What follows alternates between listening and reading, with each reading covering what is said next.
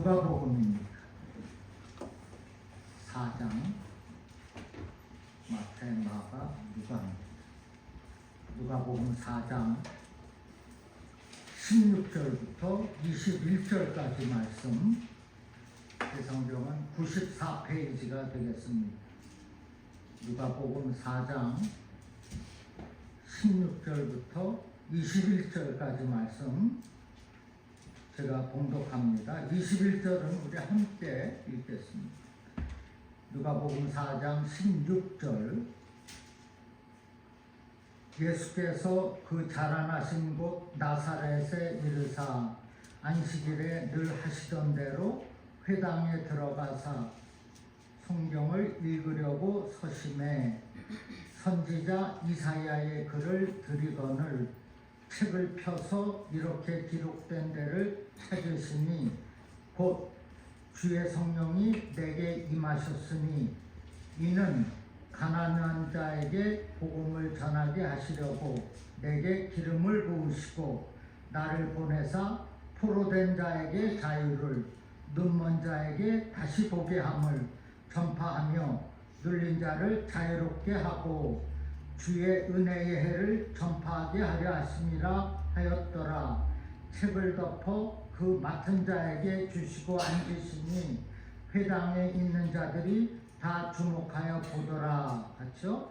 이에 예수께서 그들에게 말씀하시되 이 글이 오늘 너희 귀에 응하였느니라 하시니. 아멘.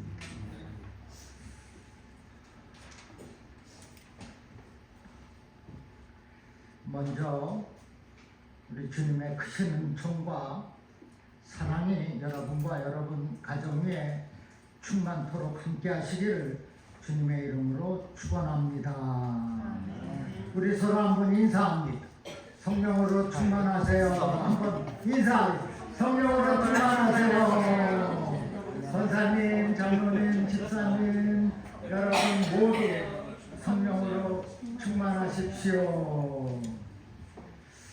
사실 우리가 신앙생활하면서 또 교회를 섬기면서 자주 듣게 되는 말 가운데 하나가 성령입니다. 우리가 기도할 때 간절히 원하는 것은 성령의 임재입니다. 그리고 우리 성도의 삶이 성령 충만한 삶이 되기를 소원하고 있습니다. 그러면 성령이 도대체 누구입니까? 성령은 삼위일체 하나님이십니다.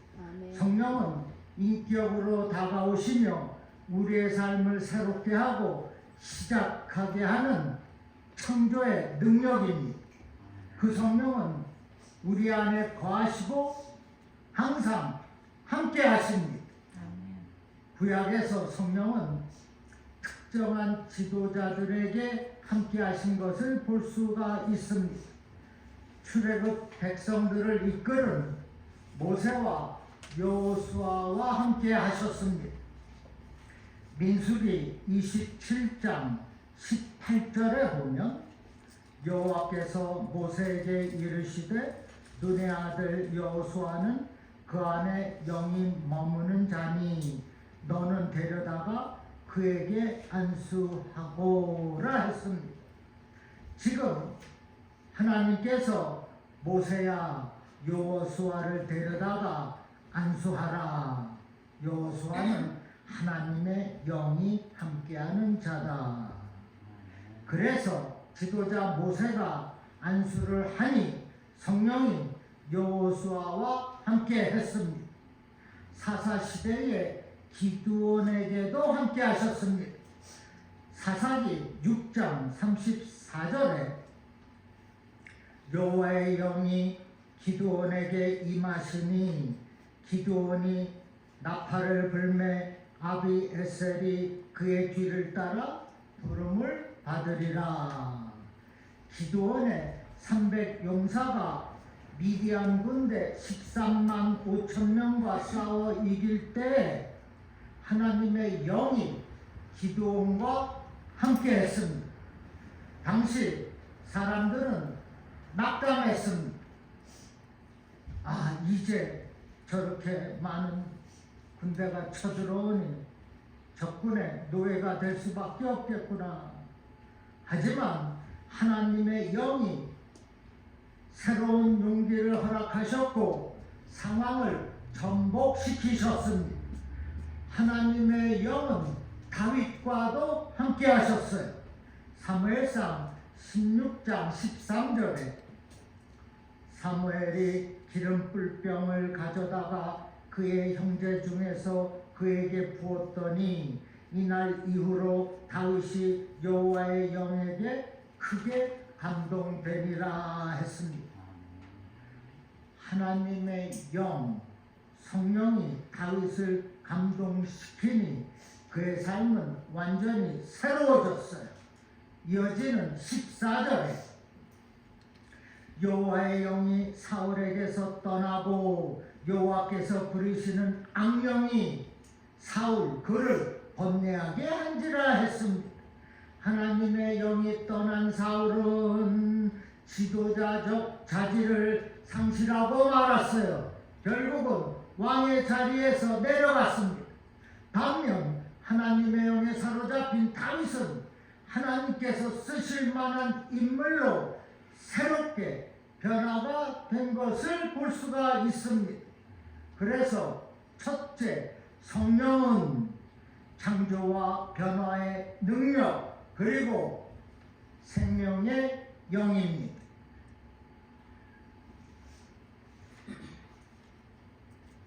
우리의 삶이 무너졌을 때 그리고 다른 것을 기대할 수 없을 때 하나님께서 성령을 통해 우리에게 다가오십니다. 그리고 주저앉아 있지 말라고 하십니다. 다시 새롭게 도전하라고 하세요. 내 생명이 남아있느냐? 내 눈이 지금 보고 내 귀가 들리느냐? 내 손과 발이 아직 움직이고 있느냐? 그렇다면 다시 시작하라고 말씀하십니다.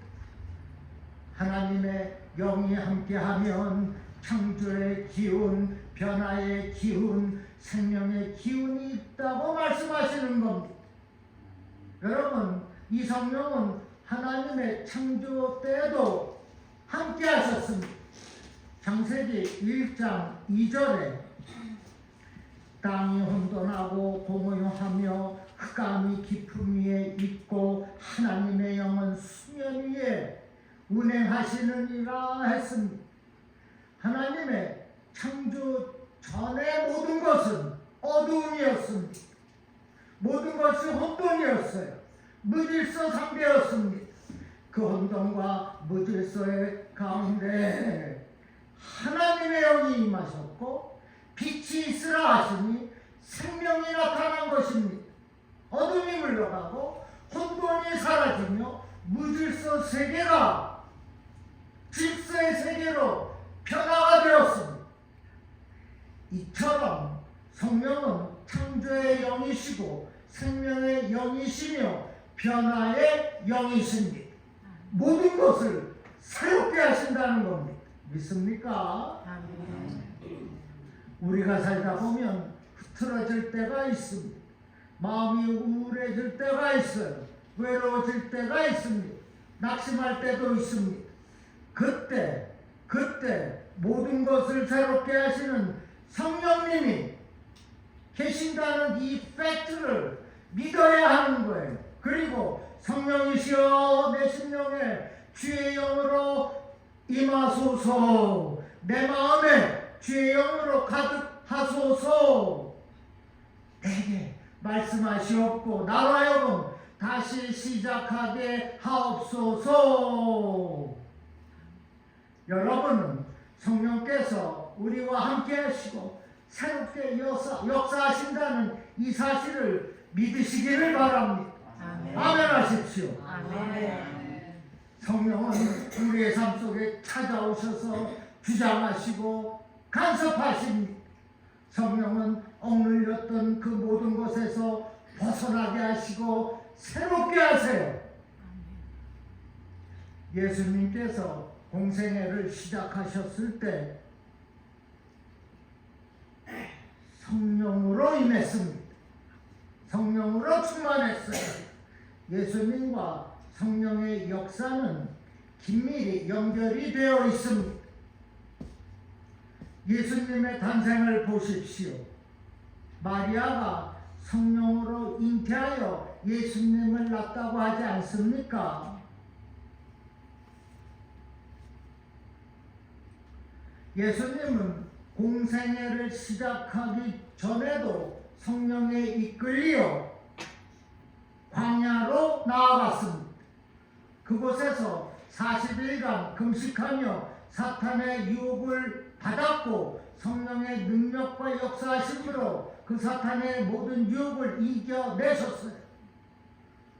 성령으로 갈릴리에 이르셨고 이제 공생애를 시작하실 때 세례 요한에게 세례를 받았습니다.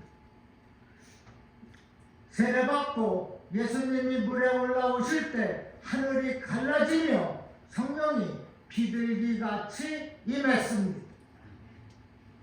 그리고 하늘문이 열렸어요. 하늘문이 열리고 하나님의 음성이 들렸습니다. 너는 내 사랑하는 아들이라, 내가 너를 기뻐하노라. 그런 음성이 내려왔어요. 여러분은 너는 내 사랑하는 아들이라, 내가 너를 기뻐하노라 하시는 이 음성을 들을 수 있기를 주님의 이름으로 축원합니다. 아멘. 예수님이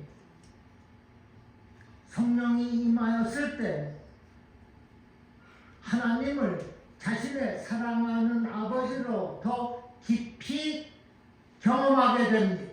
그리고 예수님은 성령 안에서 자신이 하나님의 아들인 것을 확인하게 됩니다. 성령 안에서 자신이 왜 이 땅에 왔는지, 왜 이 땅에서 해야 할 사명이 무엇인지 깨닫게 됩니다. 그리고 그 사명을 선포하십니다. 그 내용이 바로 오늘 본문의 말씀이에요. 본문 18절입니다. 18절 우리 한번 다 같이 읽겠습니다. 시작. 주의 성령이 내게 임하셨으니 이는 가난한 자에게 복음을 전하게 하시려고 내게 기름을 부으시고 나를 보내사 포로된 자에게 자유를, 눈먼 자에게 다시 보게 함을 전파하며 눌린 자를 자유롭게 하고. 아멘. 예수님께서 이사야 61장의 말씀입니다. 이 말씀을 인용해서 선포하심으로 이 땅에 온 사명을 밝히신 것입니다. 여기 예수님의 사명은 영적으로 포로된 자들을 구원하는 선교적 사명인 것을 알 수가 있습니다. 예수님은 성령에 이끌려서 포로된 자에게 자유를, 눈먼 자에게 다시 보게 함을, 눌린 자를 자유롭게 하는 선교적 삶을 살아가셨다는 것입니다. 선교적 삶입니다.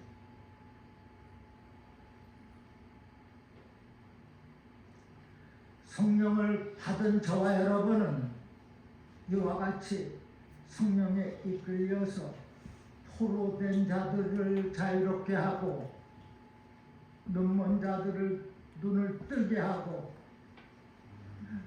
갇힌 자들을 푸는 선교적 삶을 살아야 한다는 것입니다. 그래서 성령은 해방과 자유의 영이십니다. 18절 중반에 내게 기름을 부으시고, 구약에서 기름 부음은 왕으로 선택될 때 받습니다. 선지자나 제사장으로 세움을 받을 때도 기름 부음을 받습니다. 그러면 기름 부음을 받는다는 것은 무엇을 뜻합니까? 이제는 너를 위한 인생이 아니라 백성을 위한 인생을 살아가라는 겁니다. 왕으로 기름 부음을 받았으면, 지도자로 기름 부음을 받았으면 너를 위한 삶이 아니라 이웃을 위한 삶, 영혼을 위한 삶을 살아가라는 것이에요.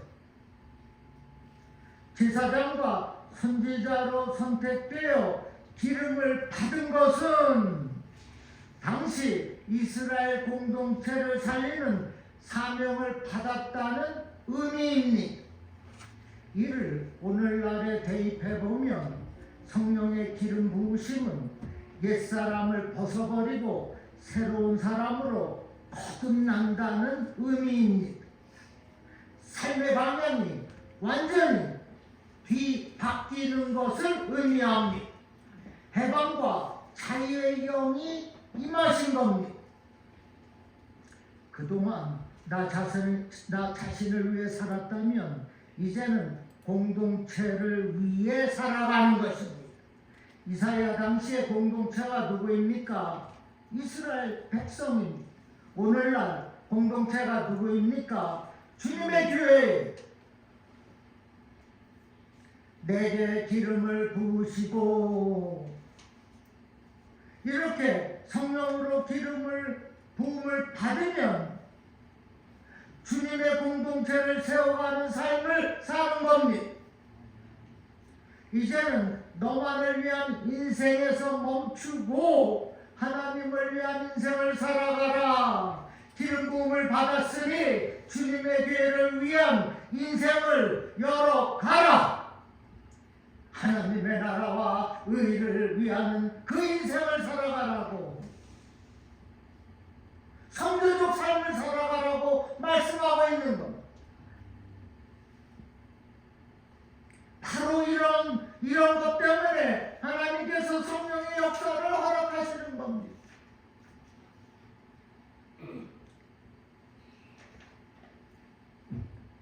여러분, 성령의 기름 부음을 받은 후에 제일 먼저 보이는 것이 있습니다. 무엇입니까?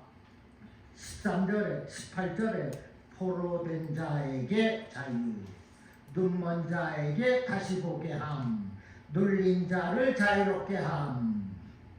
바로 이들이 이웃입니다. 가난한 자, 눈먼 자, 눌린 자가 눈에 보이기를 시작한다는 거예요. 하나님의 성령이 임할 때 우리의 시각이 변화가 되는 것입니다.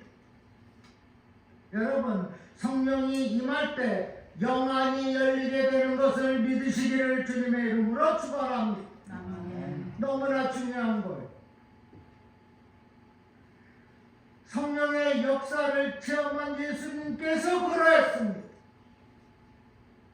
가난한 자에게 복음을 전하게 하려고 주의 성령이 임했다고 했습니다. 물세례 받고 올라오셔서 성령, 하늘의 음성이 들리고 성령이 내려와 임하였더니 영안이 열린 거예요. 이웃의 죽어가는 영혼들을 보게 되었다는 것입니다. 공생애를 이웃을 위한 삶을 살지 않았습니까? 여러분, 가난한 자가 누구입니까? 실제로 물질이 없는 자가 가난한 자예요. 정신적으로 불안한 자도 가난한 자입니다. 영적으로 빈곤한 자도 가난한 자예요. 이 사람들은 무언가를 기다리고 소망합니다.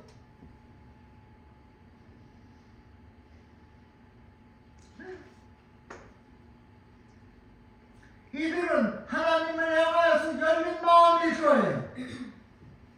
지금 자비와 공유를 원하고 있어요. 바로 그러한 자들에게 예수 복음을 전하라는 것입니다. 영적으로 포로된 자에게 자유를 주라는 겁니다. 이를 위해서 예수께서 이 땅에 오셨다고 말씀하고 있습니다. 여러분, 성경은 자유와 해방의 책입니다. 성경에 기록된 역사는 해방의 역사입니다. 이스라엘 백성이 종살이했던 애굽 땅에서 해방되었습니다. 그리고 바벨론 포로에서 자유케 되었어요. 이스라엘의 역사가 그렇습니다.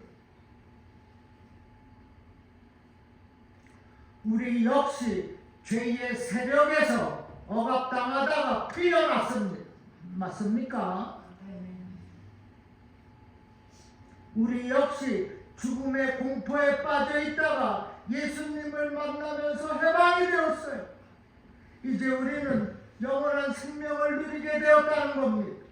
자유와 해방을 경험하게 되는 겁니다. 이 모든 것이 성령의 나타나심으로 그의 역사심으로 있게 되는 이것을 믿으라는 것입니다. 여러분, 우리의 치유자가 되시고 자유와 해방을 허락하시는 성령님의 그 역사를 통해서 저와 여러분이 참 자유와 참 평안을 누리고 있는 것을 믿으시기를 주님의 이름으로 축원합니다. 아멘. 마지막으로 예수 그리스도 안에 성령의 역사가 있습니다. 예수님께서 성령을 통해서 우리에게 보여주시는 것이 있습니다. 먼저 아버지 하나님의 마음을 보게 하십니다. 그래서 하나님의 뜻을 알게 하십니다. 여러분, 하나님의 뜻은 무엇입니까? 하나님은 어떠한 마음입니까? 어떤 사람을 눈여겨보십니까? 하나님은 세상 가운데 있는 사람이 아니라 변두리에 있는 사람들을 눈여겨보십니다. 그것은 고통받는 자, 소외된 자, 억눌린 자, 희망을 잃어버리고 낙담하는 자, 이들을 하나님이 바라보세요. 하나님의 마음은 이들에게 있습니다. 예수님은 그러한 자들을 찾아다니세요. 그리고 성령께서 치유로 역사하신다는 겁니다. 우리와 얼마나 다릅니까? 우리는 잘 사는 것에 관심이 있어요. 많이 갖는 것에 관심이 있어요. 부와 재물을 누리기를 원하고 있어요. 명예와 권력을 차지하려고 별짓을 다 합니다. 나보다 부자로 사는 사람을 찾아가고 좋아합니다. 못 살고 힘없고 소외된 자를 멀리하지 않습니까? 그런데 예수님은 반대로 그곳으로 가라고 하십니다. 소외된 자들에게, 가난한 자들에게 찾아가라고 하는 거예요. 그래야 나도 살고 너도 산다는 것입니다. 나만 위하는 삶에서 벗어나서 하나님을 위해 또 그들의 인생을 위해서 가라는 거예요. 그런데 이것이 성령의 역사로 가능하게 된다는 것입니다. 주의 성령이 임하였더니 포로된 자에게 자유를, 눈먼 자에게 다시 보게 함을, 눌린 자에게 풀리는 역사가 있다고 하지 않습니까? 오늘 말씀에 우리끼리 즐기고 좋아하는 것에서 멈추고, 그래서 하나님과 장벽 쌓는 생활하지 말고 밖으로 나아가는 거예요. 안으로 닫힌 공동체는 하나님의 공동체가 아니라는 것입니다.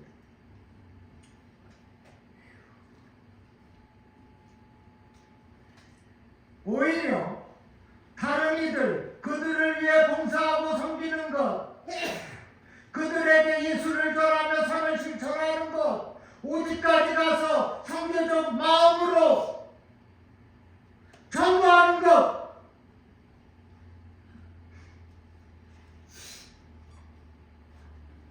외지고 소외된 변두리를 찾아가는 그 사람과 그 교회가 하나님의 공동체이며 그곳에 성령께서 역사하신다는 겁니다.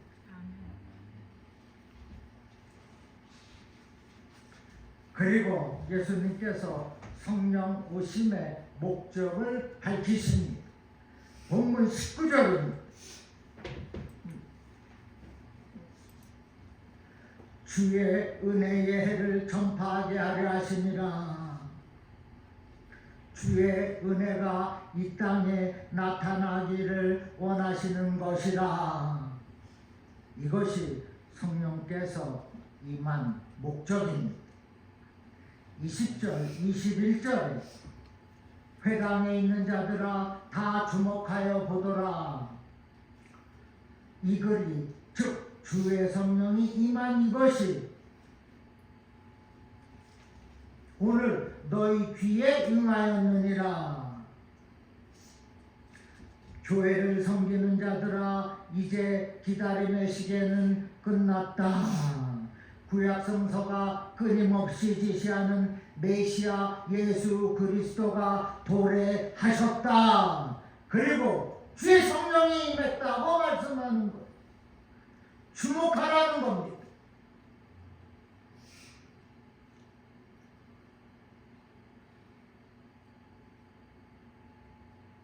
이제 성령을 통하여서 생명의 사건, 자유의 사건, 죄 용서의 사건이 일어났으며 장차 부활과 생명의 사건이 나타날 것이라고 선언하는 것입니다. 그러기에 여러분 성령을 통하여서 인생을 새롭게 시작하시기를 바랍니다. 새로운 출발을 하는 거예요. 나이는 정말 상관이 없습니다.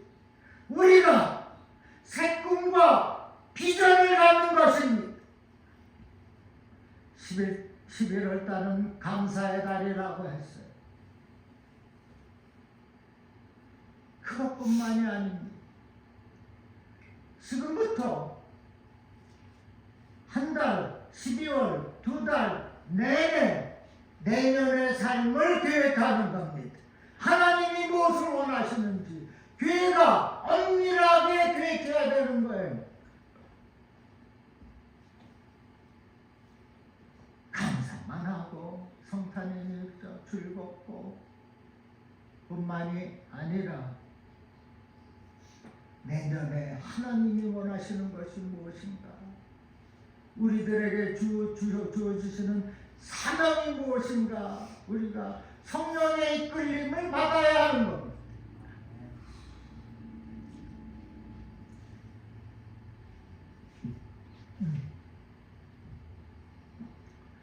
여러분 꿈과 비전을 가지시기 바랍니다. 할 수 있습니다. 빌립보서 4장 13절 빌사일성 내게 능력 주시는 자 안에서 내가 여러분이 모든 것을 할 수 있느니라. 여러분 이 말씀 믿으시면 크게 아멘 하십시오. 아멘. 그렇습니다. 우리가 이제 인생을 새롭게 사는 겁니다. 오늘 꿈과 비전을 갖는 겁니다. 내년을 계획하는 거예요. 성교적 삶을 사는 것입니다.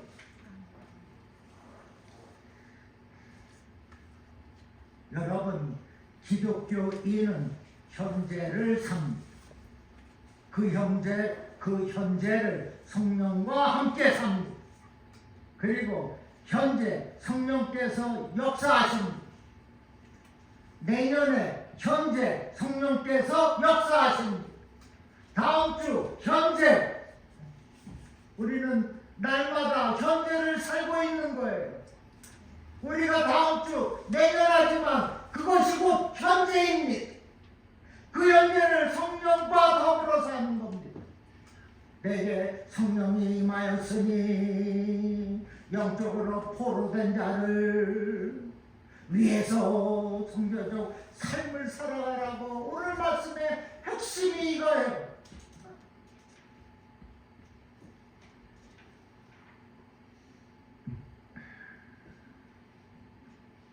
그 성령은 저와 여러분의 능력이 되십니다. 그 성령은 창조의 능력이요 생명을 살리는 영이십니다. 그 성령으로 우리가 새롭게 되는 겁니다. 그 성령으로 우리가 죄에서 자유함을 받는 거예요. 그리고 그 성령으로 우리가 꿈을 갖는 것입니다. 내 속에 회색빛같이 철렁케 하는 그것들, 내 속에 있는 그 슬픔, 그 걱정, 그 근심, 그 상처, 나를 억누르고 있지만 성령께서 그 어두운 영들을, 어두움을 쫓아내 주시겠다는 것입니다. 내게 성령이 임하였으니 라고 말씀했어요. 여러분, 기도하면 그 성령께서 역사하시는 것을 믿으시기를 주님의 이름으로 축원합니다. 아멘. 이제 나의 인생을 포기하지 않는 겁니다. 나의 건강을 포기하지 않는 거예요. 내가 꿈을 갖고 창조적인 삶을 살겠습니다. 그래서 신앙의 삶을 새롭게 하겠어요.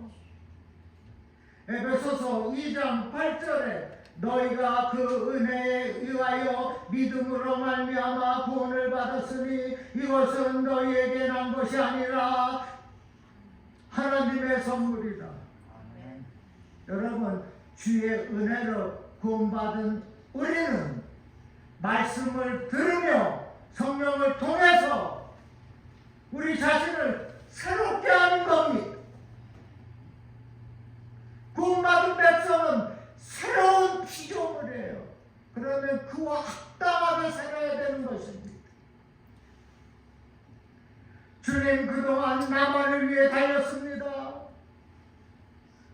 그렇게 바득바득 악착같이 산 것 회개합니다. 이제 모든 것 주님 앞에 나가겠습니다. 내려놓겠습니다. 나 자신만을 살았던 그것 다 내려놓아요. 이제는 믿음으로 말미암아 구원을 받았으니 구원의 은혜로 사는 것입니다.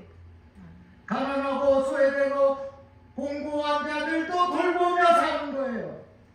이를 위해 성령의 이끌림을 받겠습니다. 성령께서 내 인생 가운데 역사하심을 내가 믿습니다. 오늘 말씀에 분명히 주의 성령이 내게 임하였다 했어요. 그리고 임한 것은 가난한 자에게 복음을 전하게 하시려고라 했습니다.